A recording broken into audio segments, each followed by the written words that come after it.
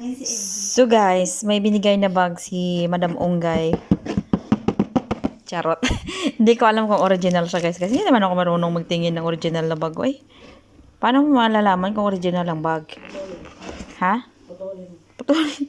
Hindi, may kuhan. May... Okay? Charan! Original ba to? Or imitate lang? Bakit walang pangalan? Meron yan. Hindi dito. Gucci.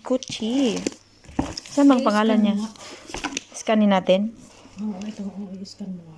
Walang pangalan tayo. Kasi ayan na siya, oh. Oo nga, i-scan mo.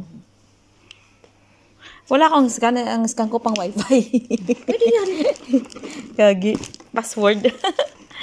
Oh, di ba? May 100,000. Wow, sana all. Puti na ito. Andito po yung resibo, guys, pala. Tingnan natin. Diyan. Ayun. Puta Chinese man. Siyempre, Hong Kong. Paano malalaman na saan? 11.8% ang maintindihan ko. Tsaka 1. Wala. Ano man itong 11.8? So guys, nandito yung price. Wait. HKD. Cash.